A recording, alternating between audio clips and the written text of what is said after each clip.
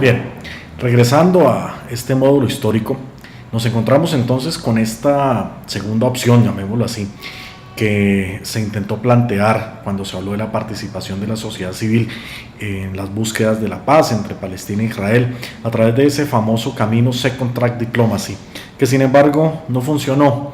Y no funcionó porque en buena medida el protagonismo de Estados Unidos en los esquemas de negociación entre Israel y Palestina era un protagonismo decisivo hasta ese momento. Por lo tanto, iniciativas adicionales que no tuvieran un origen netamente estatal y netamente en los Estados Unidos iban a tener un grado importante de limitación. Eso infortunadamente quedó demostrado con esta propuesta, la participación de la sociedad civil, también dentro de la propuesta de la iniciativa de Ginebra, donde sin embargo no se pudo avanzar mucho. Por otro lado está el factor ocupación. Sin duda alguna, la ocupación fue quien en buena medida acaba la confianza entre las partes.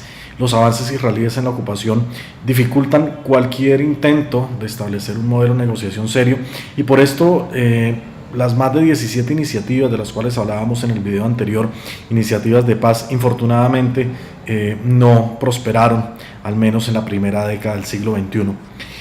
En este paquete hay que destacar, sin embargo, la hoja de ruta, ese famoso referente de las negociaciones entre Palestina e Israel del 30 de abril de 2013. Nuevamente tenemos a Estados Unidos en escena, pero esta vez ya no de manera unilateral, sino acompañado de 3 actores más para conformar lo que se va a conocer como el cuarteto, que aún hoy existe y aún hoy funciona, al menos en el papel. Realmente hay que decirlo, su utilidad práctica es una utilidad bastante limitada, pero al menos en el papel existe, y está compuesto por Estados Unidos, la Unión Europea, Rusia y las Naciones Unidas a través de una serie de delegados. Este plan o esta propuesta de paz debía finalizar en 2005 y tenía como norte o como marcos de referencia 3 resoluciones fundamentales de la ONU: la resolución 242, la resolución 338 y la resolución 1397, que era una de las más recientes para el momento de la propuesta de paz, para la propuesta de la hoja de ruta.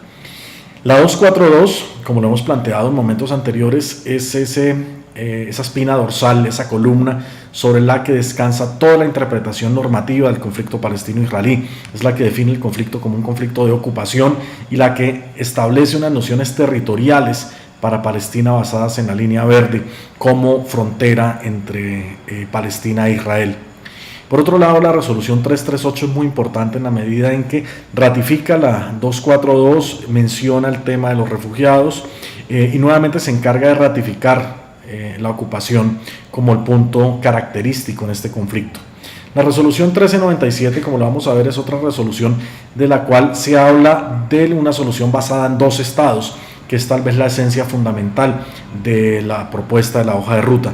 Aquí vemos un fragmento de la resolución donde se puede ver con claridad que el Consejo de Seguridad apoya el concepto de una región en que 2 estados, Israel y Palestina, vivan uno junto al otro dentro de fronteras seguras y reconocidas. Entonces, queda claro que el fundamento del cuarteto, que el fundamento de la hoja de ruta era trabajar en función de 2 estados. ¿Por qué hago énfasis en esto? Porque la característica colonizadora de la ocupación, ese hecho de crear colonias por doquier en Cisjordania, ese hecho de crear un muro ilegal como lo hace Israel, sustrayendo territorio palestino, esas figuras un tanto, en Colombia se dice engañosas, truculentas, se dice en Colombia, o sea, aquellas medidas que intentan engañar al extremo, caracterizadas, como lo vimos en un video anterior, por la propuesta israelí de crear zonas de control militar o zonas incluso reserva forestal, que realmente el fin último que tienen es aprovechar zonas grises conceptuales que traía la definición de la zona C dentro de Cisjordania para quedarse permanentemente allí, para alargar la ocupación a un nivel casi que permanente. Dificultan, sin duda alguna, esta opción de los 2 estados. Entonces, aquí lo que quiero enfatizar es que la propuesta o la posición israelí, sin duda alguna, no favorece la esencia de ninguna de las negociaciones que ha existido hasta este momento, y con mucho menor medida va a beneficiar o va a seguir de la mano la esencia de la iniciativa del cuarteto con la hoja de ruta. Normalmente los israelíes son muy sagaces a la hora de decir que ellos siempre han sido amigos de las negociaciones, que ellos nunca han rechazado una negociación, que los palestinos son los expertos en decir que no, pero cuando uno entra a estudiar realmente el contexto de las negociaciones, se da cuenta que en realidad Israel nunca ha sido favorable a ninguno de estos modelos y nunca ha acoplado la esencia de estos modelos, la naturaleza de estos modelos a sus prácticas de colonización.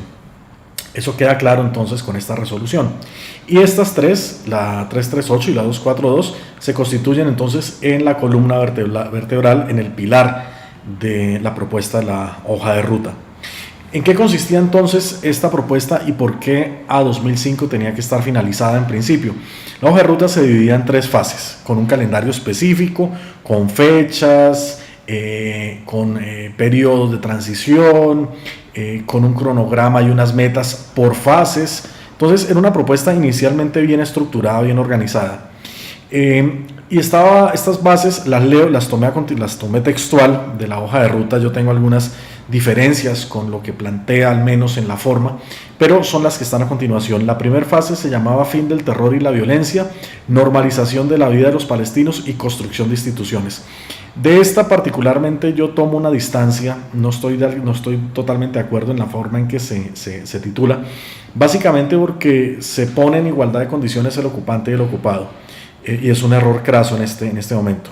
Uno no puede hablar de la acción de resistencia de los grupos palestinos, sobre todo en la segunda intifada, equiparándola con la acción reactiva y con la acción colonizadora de los israelíes.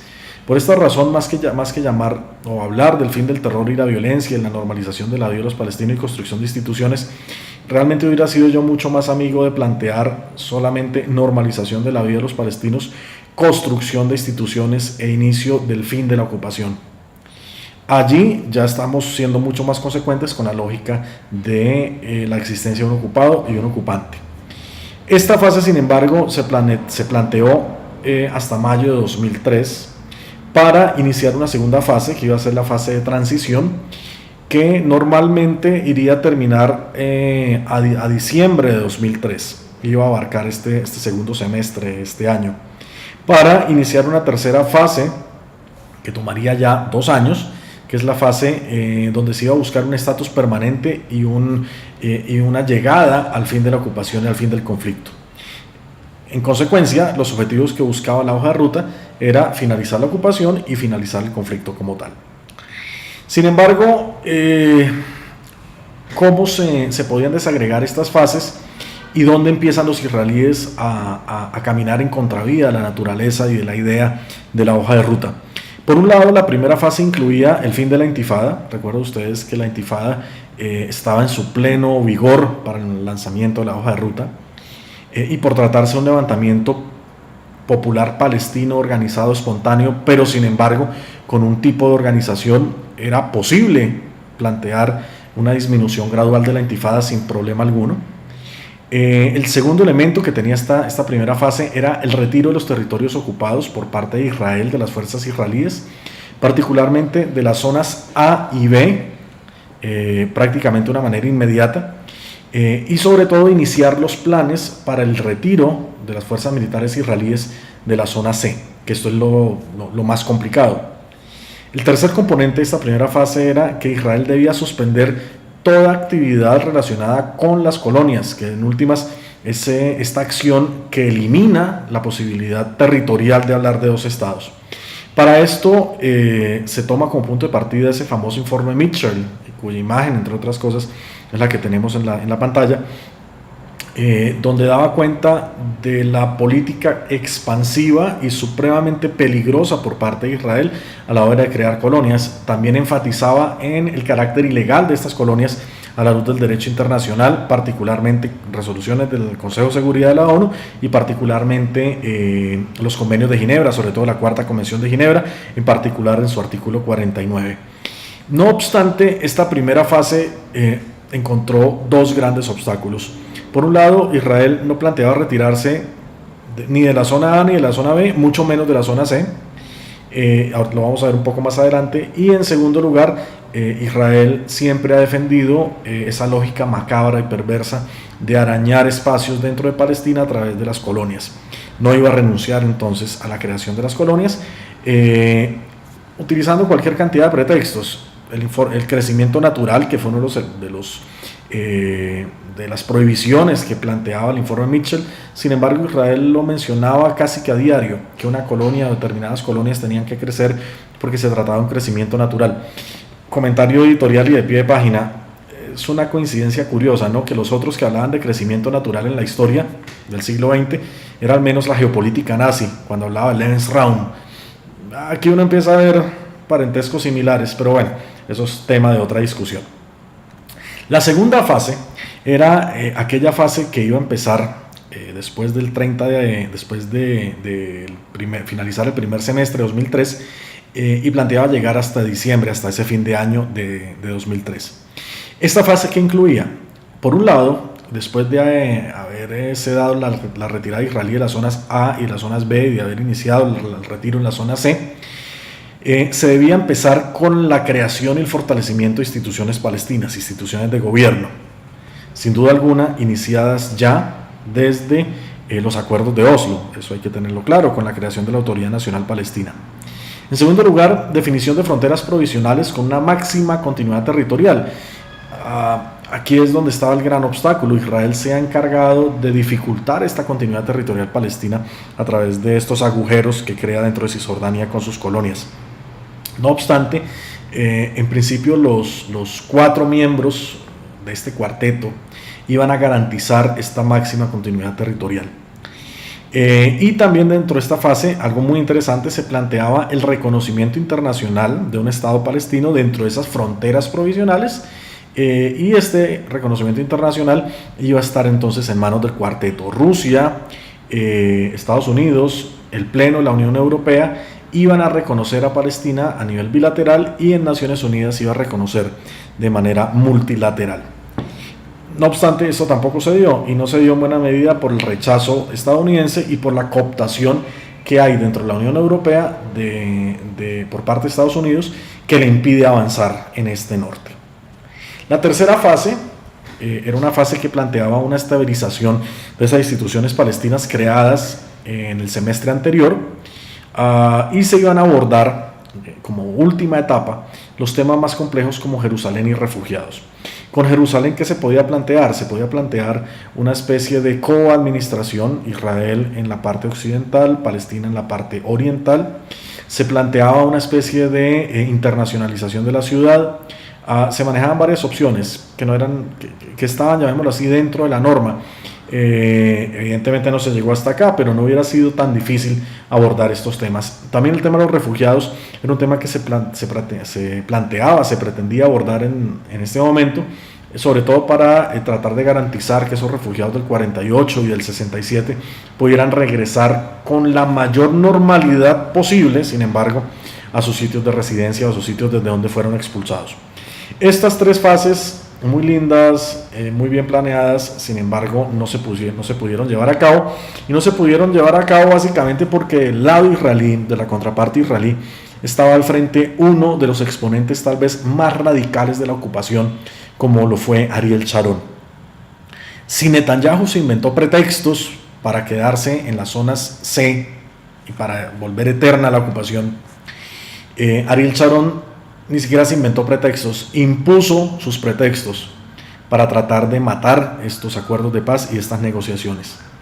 Ariel Sharon insistió hasta el cansancio que no tenía la menor intención de retirarse de Cisjordania, al menos de Cisjordania, más allá de la zona verde, y en consecuencia, por simple lógica, Ariel Sharon insistía en no terminar la ocupación, y Ariel Sharon insistía con claridad en que no era amigo de la existencia de un Estado palestino. Con esas posiciones inamovibles, una pregunta retórica, cualquier persona en su simple lógica lo puede llegar a la misma conclusión. Con estas conclusiones inamovibles, cualquier proceso de paz iba a resultar en un fracaso. Y eso efectivamente fue lo que pasó. Hay que recordar un poco las cifras de Ariel Sharon. el responsable de entre 3.500 y 5.000 palestinos civiles muertos en la masacre de Sabra y Shatila, el responsable de la masacre de Jenin, uno de los creadores de la Hágana, el responsable en buena medida de masacres en villas palestinas en el periodo de la Nakba. Un personaje con semejante trayectoria, sin duda alguna un criminal de guerra, al frente del gobierno del Estado israelí, no iba a favorecer ninguna negociación. Por lo tanto, ese argumento israelí o esa excusa israelí, que es que ellos siempre han estado prestos a las negociaciones, no es cierto. Es un elemento para engañar justamente a los ingenuos y para intentar presentar a los israelíes como los grandes amigos a la hora de destrabar el proceso. Sin duda no es así, sin duda no es así. Infortunadamente, después de este intento, nuestro gran líder, ese gran padre de la causa palestina, aquella persona que representaba no solamente la dignidad del pueblo palestino, sino también el espíritu de lucha de este pueblo, el gran líder y el gran padre Yasser Arafat, muere envenenado por Israel. Hay que ser claros, muere envenenado por Israel. No se trata ni de una muerte por edad, ni una muerte natural, ni una muerte por azúcar. Se trata de un asesinato por parte de Israel, como quedó demostrado por los científicos de la Universidad de Lausana. Noviembre de 2004 es un mes trágico, es un mes oscuro dentro de la causa palestina. Este gran legado de Arafat, sin embargo, es lo que todavía mantiene Palestina a flote, lo que mantiene unido al pueblo palestino. En algún momento, Arafat, desde el más allá, seguramente podrá ver cómo se llega a la libertad, cómo el pueblo palestino encuentra la libertad. Y al igual que Handala, aquel dibujo de Naji al-Ali, seguramente el presidente Arafat podrá por fin estar tranquilo. Sin embargo, este asesinato se suma al asesinato de tantos otros mártires y sobre todo se suma también a ese asesinato por parte también de Israel de Yitzhak Rabin. Y aquí hablamos que los dos líderes, el israelí y el palestino, que en algún momento le apostaron con seriedad a la paz, terminaron muertos y terminaron asesinados por un mismo asesino que se llama Israel. Este episodio implica un reto en esa construcción de instituciones palestinas y fue justamente tratar de adecuar una etapa de transición, no para reemplazar a Arafat, sin duda alguna, sino para asumir las riendas del legado de Arafat. En un momento difícil, estamos terminando la intifada para este periodo, la segunda intifada. Gaza también es una situación bastante particular, sobre todo porque se da otro de los grandes engaños israelíes. En el 2005, Israel promueve el retiro de sus colonos de Gaza. Y sobre este punto Israel no escatima a la hora de hacer propaganda. Ellos insisten que fue una acción en búsqueda de la paz para favorecer la confianza con los palestinos y que muy a costa de sus mismos colonos ellos fueron y unilateralmente desmontaron estas colonias, incluso empleando la misma fuerza contra sus propios colonos, pero que Palestina no supo aprovechar esto y en lugar de entenderlo como el punto de partida hacia la paz, se construyó una plataforma de ataque contra Israel, bla, bla, bla. Eso es lo que plantea Israel normalmente con este punto. Es un elemento de propaganda que ellos emplean a fondo. ¿Por qué soy tan crítico? Porque sin duda nada de esto fue cierto. Israel saca a sus colonos de Gaza, sin duda alguna, pero la mayor parte de esos colonos los lleva y los siembra en Cisjordania, y los lleva y los siembra en Jerusalén Este, donde como arma eran mucho más útiles que en Gaza. Entonces, no es ninguna buena voluntad de Israel, no se trata de un gesto de paz, se trata sencillamente de pasar dinero de un bolsillo al otro, se trata de llevar a estos colonos a un sitio donde van a tener mayor utilidad para tratar de mostrar esa colonización y afianzar esa colonización israelí sobre algunos territorios, en particular Jerusalén Este. Entonces, no podemos caer en esta trampa. No podemos caer en esta trampa y hay que mencionarlo y hay que confrontarlo cada vez que la propaganda israelí lo intenta plantear como un gran engaño. Por otro lado, para 2005 también ocurre un hecho fundamental y es unas elecciones parlamentarias, las primeras elecciones parlamentarias tal vez que tienen este contexto, esta influencia de la hoja de ruta, en el Parlamento palestino que con claridad gana Hamas. Fueron unas elecciones limpias, unas elecciones libres, unas elecciones con una altísima participación y también con una altísima vigilancia por parte de la comunidad internacional, y en esas elecciones se dio un resultado que no le iba a gustar ni a Israel ni a Estados Unidos, y fue que la mayoría del parlamento lo obtuvo Hamas. 74 de 132 escaños los obtuvo Hamas. ¿Qué ocurrió acá? Entonces, aparece otro de los grandes pretextos israelíes. Cuando Hamas tiene la posibilidad entonces de poner primer ministro y controlar el parlamento, Israel inmediatamente se apresura a decir: yo no voy a negociar, porque no voy a negociar con un gobierno que incluya a Hamas. Cuando se da la división posterior, que ya la explico, Israel tiene un nuevo argumento y va a decir: yo no voy a negociar porque no hay con quién negociar dentro de los palestinos. Unos están con Hamas, otros están con Fatah. Cuando en el 2014 y más recientemente en el 2017 las distancias entre Fatah y Hamas se superan, Israel vuelve y reencaucha su argumento del 2005 y dice: yo no voy a negociar porque están unidos. Entonces yo me pregunto, ¿qué quiere Israel? Si están unidos no negocia, si están separados tampoco negocia, y si vuelven a estar unidos pues tampoco les sirve. Entonces, ¿qué les sirve? ¿Unidos o separados? Entonces acá hay otro de los grandes argumentos o pretextos israelíes para distraer la atención de la comunidad internacional y para evitar una negociación. No obstante, volviendo atrás y volviendo a estas elecciones, ocurre algo bastante difícil, y es que es el mismo Israel el que propicia esa división entre Fatah y Hamas. 2006, y me consta porque lo viví en carne propia, fue un momento en el cual Israel cierra todo el oxígeno financiero que tenía Palestina y presiona rehacer las elecciones. En ese momento, el pueblo palestino y los partidos palestinos se mantuvieron unidos durante más de un semestre, durante casi la totalidad del año.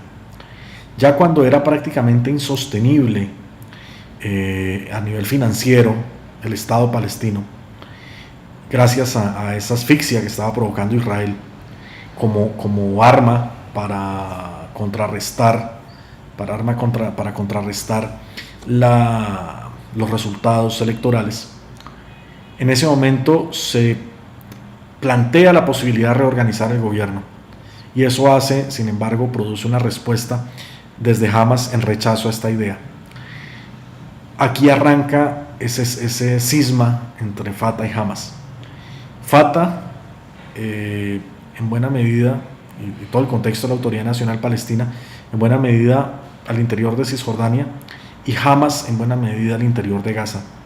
Y allí tiene Israel otro argumento, tiene un tercer argumento, y entonces Israel es quien fabrica no solamente el cisma, sino es Israel quien fabrica no solamente esa distracción para no negociar, sino ahora es Israel quien fabrica los pretextos para arrasar Gaza, con las tres grandes operaciones militares que vienen después de esto: plomo fundido, pilar defensivo y borde protector, de las cuales voy a hablar un poco más adelante. Quiero terminar, sin embargo, hablando nuevamente de propuestas de paz. Y aquí tenemos entonces la iniciativa de paz árabe, que fue otra de las iniciativas de paz, esta paralela a la del cuarteto. La del cuarteto fue 2003, esta fue 2002, buscaba consolidarse en 2007. ¿Y qué buscaba esta propuesta de negociación? En resumen, buscaba que Israel, que en este momento está violando 89 resoluciones de Consejo de Seguridad, cumpliera 3, sencillo: cumpliera la 242, cumpliera la 194 y cumpliera la 338. Es más, si yo pudiera ser un poco laxo, yo diría: no le estaba pidiendo a Israel cumplir 3, le estaba pidiendo a Israel cumplir una. Cumpliendo la 242 iba a cumplir la 194 y la 338. No obstante, ¿cuál fue la respuesta de Israel? Que no, un no rotundo. Entonces, acá en este balance que estamos haciendo nos queda algo claro, y es que quien dice no a las negociaciones, quien no escatima oportunidad para decir que no, es Israel, no son los palestinos. Muchas gracias, y a continuación entonces el siguiente video de este módulo. Muchas gracias.